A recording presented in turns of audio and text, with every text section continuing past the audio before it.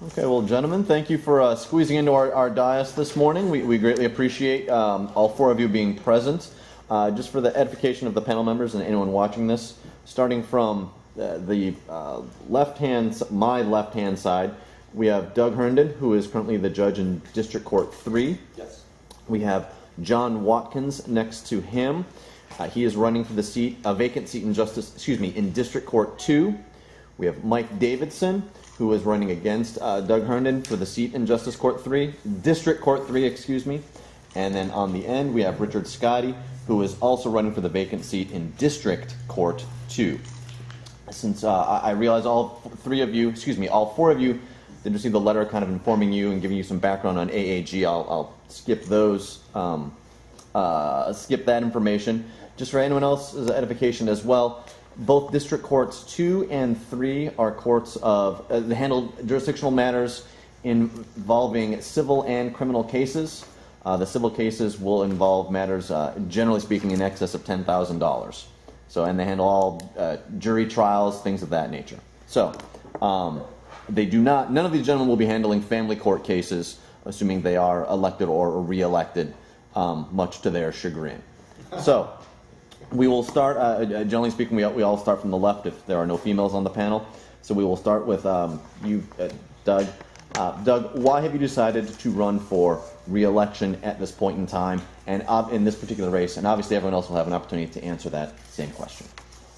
Well, I've been a judge now for about 9.5 years. I was originally appointed by Governor Gwynn back in 2005 after going through the judicial selection process, and that came after spending 14 years as a trial attorney. I very much enjoyed the 9.5 years that I've spent on the bench. I don't perceive myself as being anywhere close to being done with what I decided to do when I sought a judicial appointment.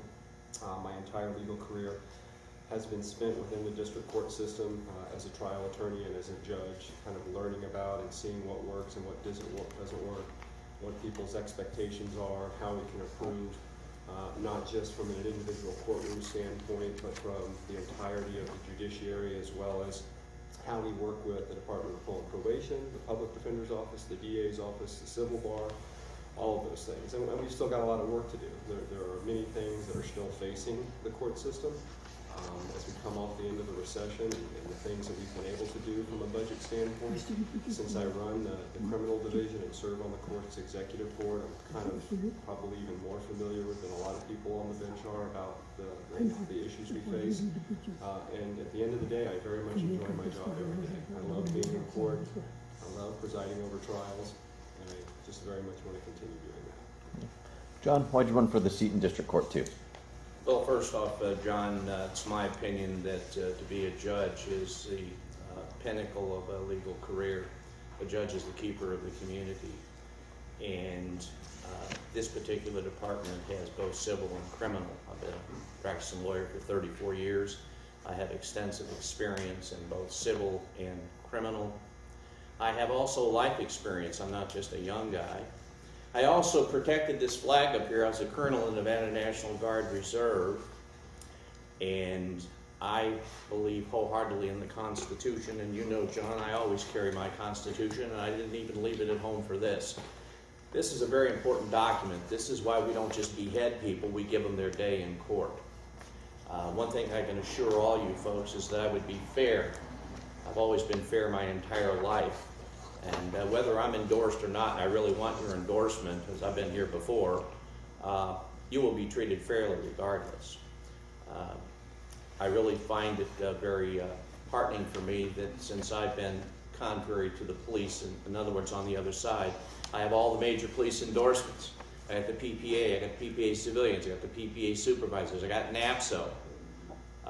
To me, that speaks highly that they must respect me, and I think you want somebody sitting in district court that has the utmost respect. I will not scoop to any negativism. In my campaign, you probably recall there was some negative things sent out on my behalf criticizing me because I'm a defense attorney, and I'm very proud to be a defense attorney. I used to be a former prosecutor under Bob Miller. I have the best experience for this department. I have everything. It's just like in the JAG program. You do defense work, and then you do the prosecution. I have all that. Also, I have extensive appellate experience. I've practiced before the United States Supreme Court. I've been to the Ninth Circuit Appeals over 20 times. I have now at least 46 report opinions out of the Nevada Supreme Court. And what's really important about all that, it helps a judge because now you can streamline your cases. You know what's admissible and what is not. Also, I care about people, and you people that know me know that. All those appeals I just mentioned, most of those were done pro bono. I did it for free because I care for people. And I have a lot of Asian friends, and I'm going to mention this also. I'm a Masonic brother, and I have a lot of Asian Masonic brothers as well. So I'm here to seek your endorsement, not to my own horn, but I'm the best candidate, and I'm going to win this race. I'm going to win this race because I have the endorsements. By the way, I have Oscar Goodman. I have former Sheriff Young. I have Dick Bryant. I have Stu Bell. These are some pretty powerful people that know John Watkins. So with that, I'm going to shut up. Well, at least for now. Mike, why did you decide to run in District Court 3? Or for District Court 3, I should say. In a very real sense, I've been training for this job for over 35 years. That's how long I've been practicing law in this community. This department, as you said, is a department that hears both civil and criminal cases. I'm the only one running in this race who actually has practiced law in both civil and criminal law. To me, one of the highest honors that I've ever received is the rating from Martindale-Hubbell as an AV preeminent lawyer. As the lawyers know, there are only about 5% of all of the lawyers in the country that get that rating. It can't be bought. It's given to you by the lawyers and the judges in your community who have seen the quality of your work and your ethics. I'm the only one in this race who comes close to that rating. I think it's important to actually have represented real live people at some time in your career if you want to be a judge. I think that unless you have experienced what people go through when they have cases pending in court, both on the civil side and on the criminal side, you can't possibly have a true understanding. Those of us who have reached a few years of age know that there's a difference between what you read and what you hear and what you actually experience. I think a judge needs to have the ability to understand viscerally from the inside, not just intellectually. And if you've never represented people, if you've never represented businesses, if you've never owned businesses, you can't possibly understand that. You can do a job from the intellectual perspective, but you don't have a true understanding. And so I'm running for judge because I think that at this stage in my career, after having been the assistant district attorney, I was the #2 guy in the office. I was the chief prosecutor in North Las Vegas. The Supreme Court of this state appointed me as a settlement conference judge. I was one of the original settlement conference judges. I've been a juvenile court pro tem judge. I've been a small claims judge. I've given you a resume that lists out all of my community activities. You'll see that I've won many awards for pro bono activity, for expertise in different areas.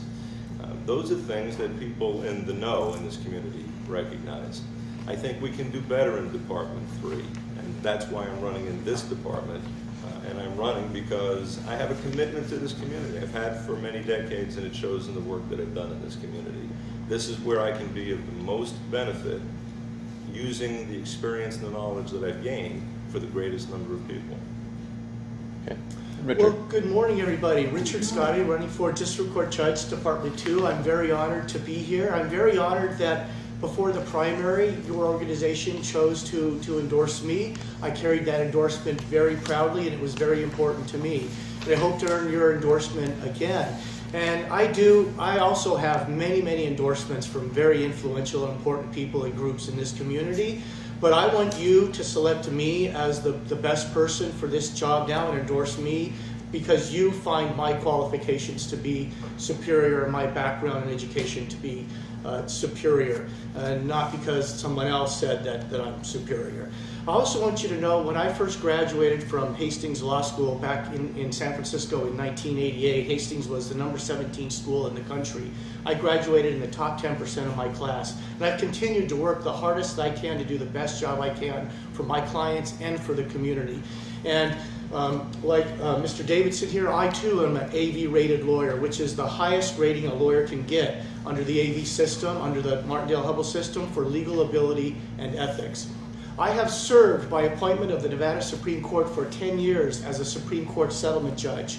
I've served as an administrative law judge. I've served as a mediator for the foreclosure mediation program, which I was one of the original mediators appointed by Barbara Buckley for that program.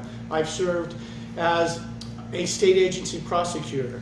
I've served in all these capacities for many years, and I've also been appointed and elected twice by my peers to serve as a member of the Board of Governors of the State Bar of Nevada. So gentlemen and ladies, I know the law and I know how to run a courtroom from all of this experience.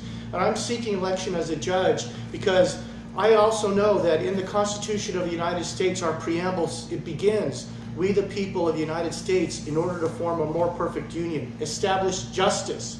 Establishing justice was one of the primary goals of our new government, and it would be the pinnacle of an honor to serve as your judge. I would appreciate your support. Richard Scotti, District Court Department 2. Thank you. Richard, we'll start with you on this question and go back down the other way to keep things relatively fair. Thank you. There's been talk as of late, for the past several years, about the issues surrounding people running for judicial seats and receiving campaign donations from individuals who appear in front of them. Assuming you are elected, how do you plan on minimizing or avoiding the appearance of impropriety should one of your big campaign donors appear in front of you on an important case or an important motion? An important motion. There's a couple ways of approaching that. First and foremost is you need to completely put out of your mind the amount of the donations that you receive from your supporters once your race is over. Because the amount of money that people have contributed, whether it's $5, $25, $5,000, is completely irrelevant. A judge needs to have, one of his most important values has to be fairness, and fairness comes from lack of bias or prejudice. And you need to make sure that you are endorsing a person that has a proven commitment to being unbiased and unprejudiced. And part of the AV rating helps demonstrate that you're obtaining one of those judges. Now, there's one exception to that rule of trying to completely put out of your mind the amount of the donations. If it's a particularly large donation, some judges use a rule of thumb of about $5,000. If it's a large donation like that, then you owe a duty to the litigants coming before you to identify the amount of the contribution that has been made and to assure that the litigants before you are comfortable with that, because they need to have comfort in the process. People don't always win, but people need to be assured that they're getting a fair process. And so if someone comes before me who's given me a very large donation, I don't know if 5,000 is going to be the benchmark, but I'm going to make a point, whatever that benchmark is, and I'll determine it after consulting with other colleagues and scholars and perhaps State Bar Counsel. I'll make sure I disclose that and ask if people want me to recuse myself. And of course I need to get the input of the Chief Judge on that. But aside from that, know this, I am confident that I have utmost ethics, and my AV rating has established that, and also my election by my peers to the State Bar Board of Governors has also established that. Mike, before you answer, I apologize, I forgot to do this earlier. I have literally one case in front of Judge Hernan, but it is still an active case. It is awaiting sentencing. Because of that fact, while I'll be handling the moderation of the panel interview, I'm not going to, just to be fair to both of you, I'm not going to take part in the actual deliberations regarding the District Court 3 race. It's just, it's cleaner for all parties. Just so everyone knows, that case is, the District Attorney has stipulated to a particular negotiation in that matter, but just to avoid any much vaunted appearance of impropriety, I'm completely staying out of the deliberation aspect of this, just so you know that, and Doug, so you're aware of it also. And I'm sorry to interrupt, Mike. I kind of figured that. Yeah, but again, you've seen me in there, but Mike hasn't. So, Mike, assuming you're elected, what happens if you've been around the block for 3.5 decades? What happens? What are you going to do to avoid the appearance of impropriety should one of your old law partners or someone along those lines appears in front of you? I like his answer. What Mr. Scotti said is correct. I would add that a judge has the obligation, as you said, to avoid not only actual bias, but the appearance of impropriety. There's always a tension for judges in determining when they have an actual bias or not, and each judge has to decide for himself or herself whether he or she can hear a case if that judge has some kind of contact with it. And of course, the financial impact is a very large one. Luckily in this state, people are limited as to the amount of money they can give to the $5,000 figure for a primary or for a general election, although of course corporations will often bundle their contributions. But I think the most important thing for any judge is to be transparent. You have to disclose if you have anything that could appear to be a conflict. That's the first step of the analysis. From there, you decide as a judge whether or not you think that you can be fair to all litigants. If you think in your heart of hearts that you can be fair, you have an obligation under case law and the codes to hear cases. If you think that you cannot be fair, you have an obligation to recuse yourself. Now, there's a large gray area, as Mr. Scotti talked about, where you may, after having disclosed to all of the parties, say, you know what, I think I can be fair as a judge, but I understand where you parties may think differently. And because the amount of the contribution was large enough for my involvement in the case, even if it's not financial, you talked about previous partners, if you think that it could appear to one party or the other, and it's not just the attorneys who are concerned about it, it's the parties themselves. Because you as an attorney may have an intellectual opinion as to whether this judge could be fair or not, but it's the party you serve who you have to think about. And so I, as a judge, after having made full disclosure, would say to the attorneys, take a moment and talk to your client. See whether or not the clients feel comfortable with me hearing this case. I would give great deference to the parties through their attorneys if they said, you know what, we think that this contribution is so large, or your involvement with these parties or these attorneys is so great that I don't think I'm going to get a fair shot. I think that's important. I would say one of the issues in this race, and I mentioned that we can do better in this department. The RJ did a survey, and in that survey they asked all the attorneys who appear in front of judges, should this judge be retained or not retained? In this department, 1 out of 5 lawyers, 20%, said no. Not he could do a better job, he shouldn't be retained. And when they asked and delved into the individual questions, one of the questions was, do you think this judge is biased? 1 out of 5 lawyers, 20%, said, yes, we think this judge is biased, and that's why we would not like to see him stay on the bench. John. If I may, John, first off, the Martindale-Hubbell, I'm also an AV Preeminent Martindale-Hubbell, and I want you to know that I also have a perfect 5. My opponent does not have a perfect 5. Even though he has the rating, he is not the highest. I have the highest, a perfect 5 in this particular race. Also, the Constitution allows for people to have a defense, and yet I got negative flyers criticizing me because I give people defenses, and I didn't get any calls saying this is not my position, so let's don't speak out of both sides of the mouth. Now getting to your question, there's no question. There's an appearance of impropriety when the judge gets money from people and he has that person before him in his court. There's no question there's an appearance of impropriety. And this is why it's important for you folks to pick someone with the integrity, the experience, someone who's able to put aside, okay, that appearance of impropriety and give a fair shake for everybody. That's what life experience does. That's what serving your country in the military, as I did as a colonel, does. It gives you integrity, okay? Also, if we can't allow the litigants to control whether you're going to hear the case or not based upon financial contributions, because now you're going to have chaos in the courtroom, okay? I love the transparency. People will know. However, when you sit as a judge, you have integrity. And that's what you good folks are all about, picking the person that you think has the integrity that's going to give you a fair shake. Thank you. Doug. Well, to begin with, I'm the only person here today that has been a judge, period. in a position in which you get rated, since Mr. Davidson brought up the rating issue. So what I can tell you is that the way I would address the issue of independence is the same way I've addressed it for 9.5 years, and I think done so in a very good way, and that's reflected in the ratings, and I'll speak to those in a moment. Back when I first got appointed, whether he was telling me the truth or not, Governor Gwynn made it a point after my appointment to call me up and chat with me, and he said, I want you to know something. I didn't go into the appointment process believing that I was going to appoint you.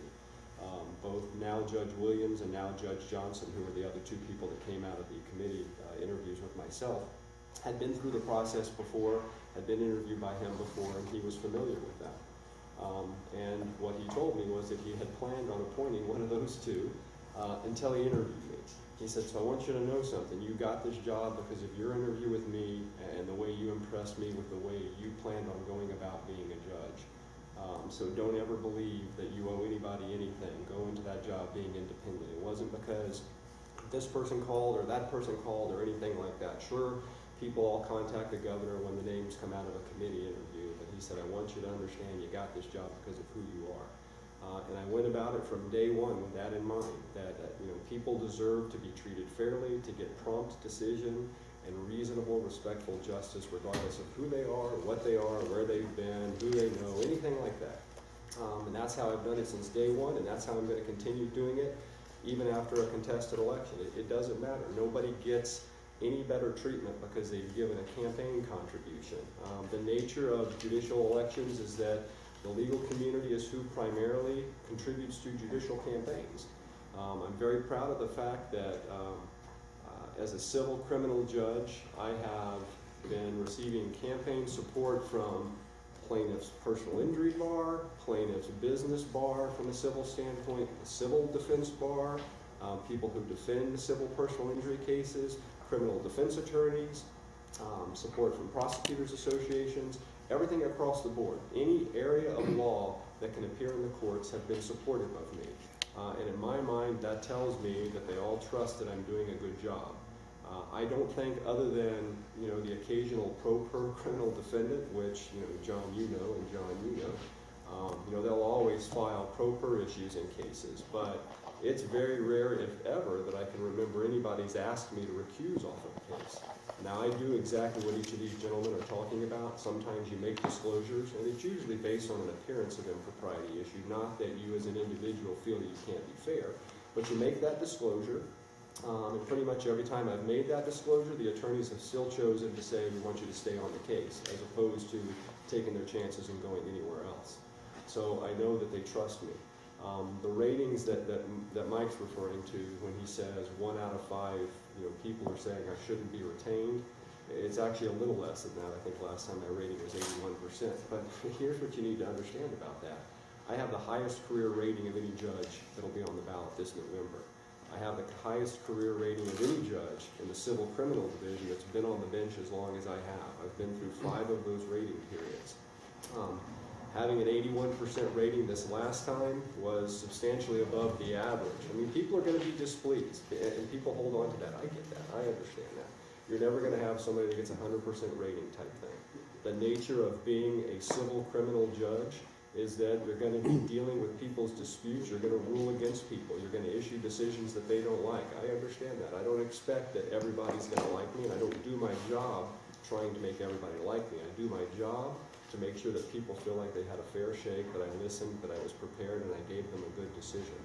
And I give them a basis for their decision if they want to appeal it as well. I don't just say your motion's denied, or your motion's granted, or your summary judgment request is denied, or your summary judgment request is granted. I tell them why I'm doing what I'm doing.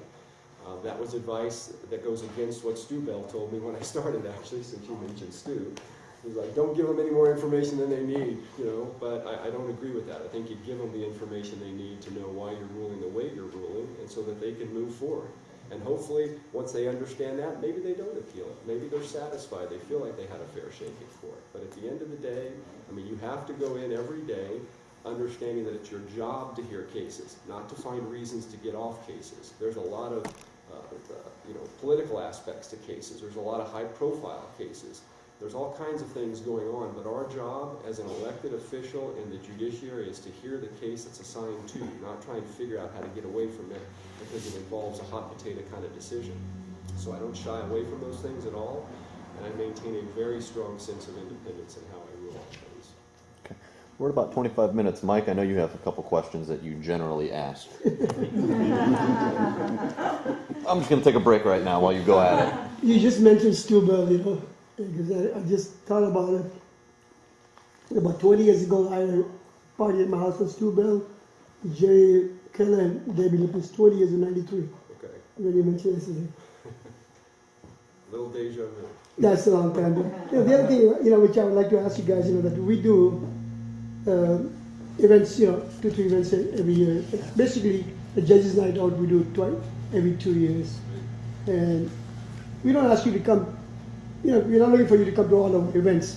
At least once a year, you know, we event, support us, you know, for a fundraising event, like we got the awards coming up next month. And just show your face that you'll be there. Some of them, we don't see them till the election, you know, like one of the judges before I told her, I said, I haven't seen you for 5 years. Oh, Mike, shall I give you excuse? I don't want excuses. You know, you want our awards, you want support, because I don't know if you read the RG a few months ago, and those 2 articles came twice. They said most of the decisions people get elected is going to be because of the Asian committee this year. The RG said that. I didn't see. You can look at the RG. And you know, we want to support our friends who have been good to us, come to all our events, and you know, they're just there for us. So want to be there. I need a commitment from you guys. You know, if you get elected and we support you, you just want to show up once a year. Awards at the Judges' Night Out every 2 years. Like we had a Judges' Night Out about 2-3 months ago, John.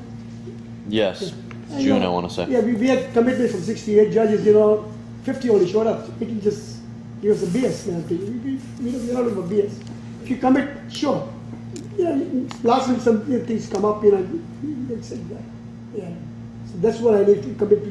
We have an awards coming up. So appreciate you come there, get in the ad, help us out, because AG doesn't do just elections. Like this year, we're going to give 1,000 turkeys away. We're giving 10 scholarships, 10,000 each, $10,000. We give 1,000 toys away. So we have a lot of community activities we do also. That's what we are known for, not just election stuff. So we need to have your support for all our events. Well, let me respond. I'm not a judge, so I haven't been invited to your things. But you will be when invited. I do become a judge, as long as you say you're serving kimchi, I'll be there. Okay, sir. Kimchi. Yeah. Good kimchi. And so, Mike, how many times have you seen me at Harbor Palace for the events over the last how many years? And I remember being at your house, you and Rita, you know, hosted events, and I was there going back as far as, what, 2002. Stu Bell, of course, was and still is my partner. I think if you're an elected official in this community, you have an obligation to stay in the community. Just because you get elected doesn't mean that you go up into your white tower, shut the doors, and come out once a year when you need support. I don't know how you stay in touch with the community you're supposed to be serving and have a feel for the issues that are important to that community if you don't stay involved in the community. And so, I mean, I can speak from a lot of decades in this community of having participated in lots of events. Having been an appointed position judge for many years, I don't see any reason that's going to stop when I get elected to this position. Richard.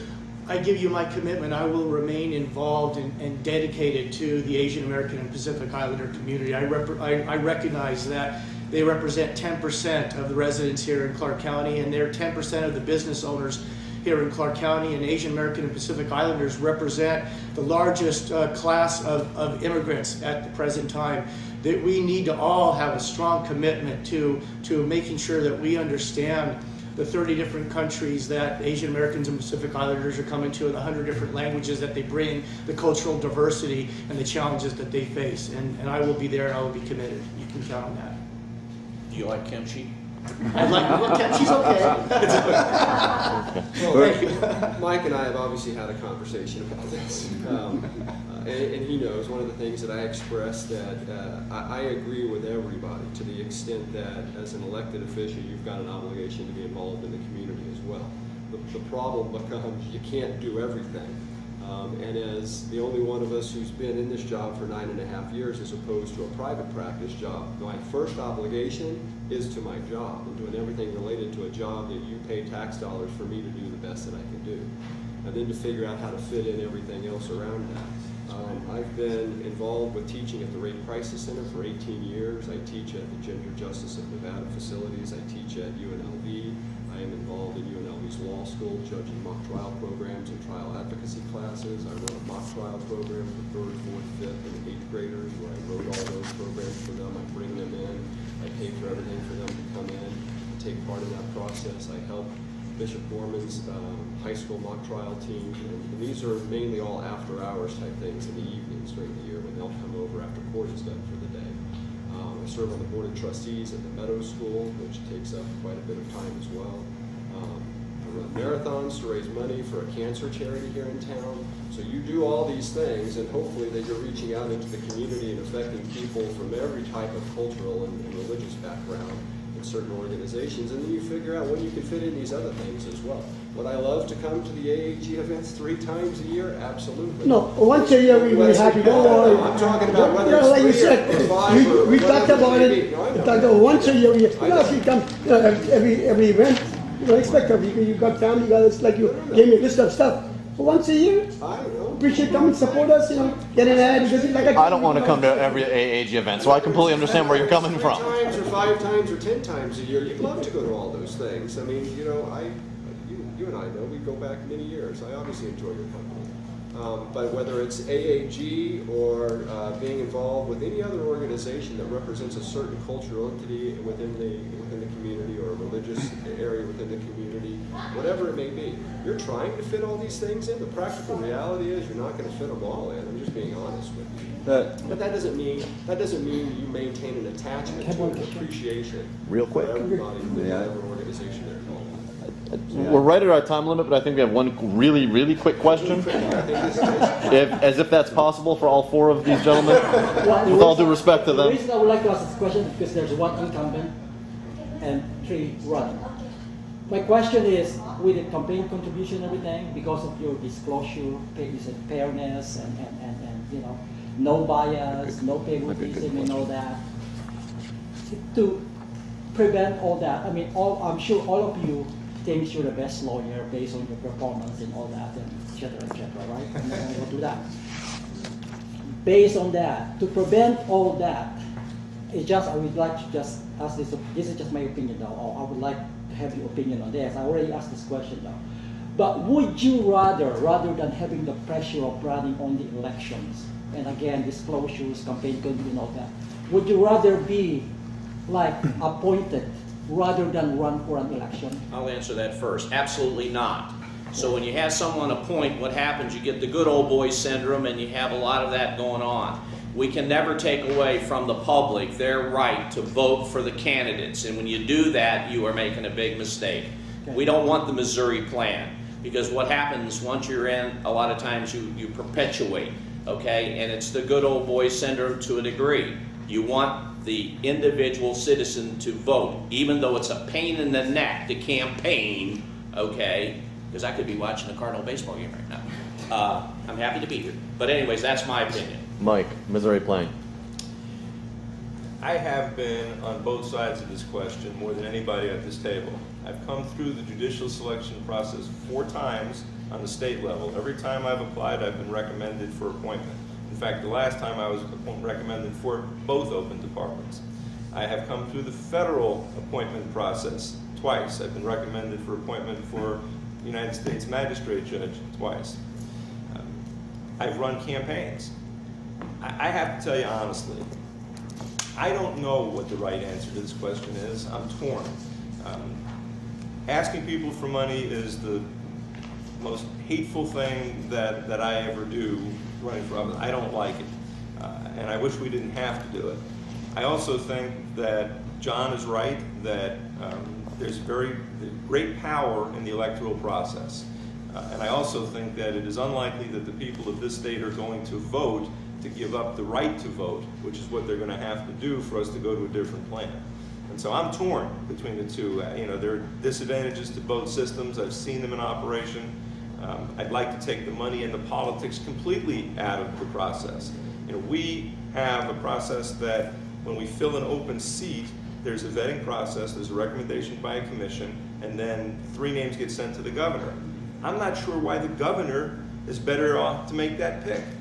The commission right now is made up of half people who are appointed by the governor, half by the state bar, and it's chaired by the Chief Justice of the Supreme Court. If we're trusting them to vet the candidates, why don't we trust them to make the appointment instead of making it overtly political by kicking it back to a governor? Now, I've been of a different political party than every governor, you know, that has had my nomination in front of him. Does that have something to do with it? I don't know. The governor may have just picked the person that he thought was the best candidate. But I don't know why there has to be politics in the process. I would prefer to come up with a system that we take the politics and the money both out of the system. Richard. Thank you. Our founding fathers saw fit to require that our federal judges be appointed. So they saw merit in that system. And they left it up to each state to uniquely determine their own system for election of the state court judges. So they recognize that there's different systems for different states depending on what the policymakers feel is best. Now, our policymakers here in Nevada have determined that we have all of the judges running all at the same time now, and it's going to be every 6 years. So the greatest flaw in our system now is not necessarily that it's a democratically elected system, but we're asking the public to have too much information to consider and too many people to evaluate. It's just too much of a burden for our electorate. And it puts a burden on us to reach out to the 804,000 active registered voters we have. So that is a flaw in the system. I'm not sure what the answer is, to tell you the truth, but there is improvements we can make, both in informing the public and in eliminating the appearance of impropriety due to the campaign contributions. Doug, finish us up. I would favor something that has an appointment and an election process to it. And I say that for a variety of reasons. To begin with, through the appointment process, for those of you that don't know, part of the committee is made up of people that are from the public that aren't in the legal profession, business owners, whatever it may be, as well as then some attorneys and the Chief Justice of the Supreme Court. And there's a pretty lengthy application process and then an interview process. So they're examining everything when you go through that application process, from your work history, your health, I mean everything back to where you've lived for the last 25 years and back to high school and beyond.